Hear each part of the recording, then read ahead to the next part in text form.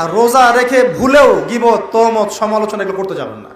রোজা রেখে কথাই বেশি বলবেন না, খালি জিকির হবে, তেলাওয়াত হবে, আল্লাহর কাছে দোয়া হবে, ইস্তেগফার হবে। কথা কম, কথা বললেই বিপদ, কথা বললেই বিপদ। কথা 10টা কথা বলবেন, 2টা গীবত করতেই হয়, হয় না?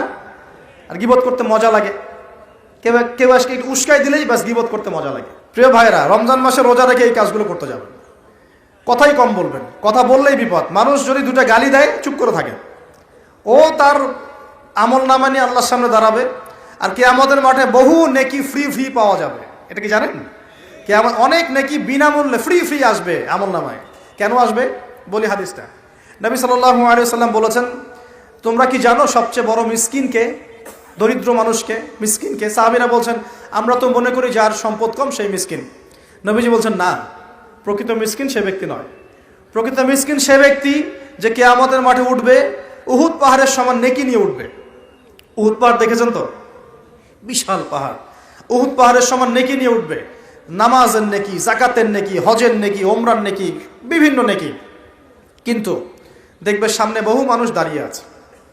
কেন দাঁড়িয়ে আছে?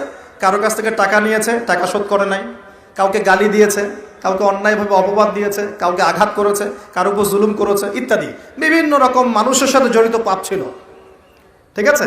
কারো গীবত করেছে, কাউকে তহমত দিয়েছে, ইত্যাদি। এখন আল্লাহ পাক বলবেন, এই ব্যক্তির নেকির যে পাহাড় আছে, এখান থেকে নেকি নিয়ে ওদেরকে দিয়ে দাও। বলেন নাউজুবিল্লাহ। নেকি আস্তে আস্তে ট্রান্সফার হবে। এই যে আমরা যে ব্লুটুথ শেয়ার ইট, মনে আছে? ব্লুটুথ শেয়ার ইট পাস হয় যেভাবে, আল্লাহ পাকের প্রযুক্তি হবে আরো অনেক উন্নত। মুহূর্তের মধ্যেই নেকি ট্রান্সফার হয়ে যাচ্ছে। এরপর নেকি যেতে যেতে সব নেকি যদি শেষ হয়ে যায়, আল্লাহ না করুক, তখন আল্লাহ পাক ফেরেশতাদেরকে বলবেন, ওদের গোনাগুলো থেকে গোনাগুলো বেছে বেছে এর আমল নামে যুক্ত করো। বলেন নাউজুবিল্লাহ।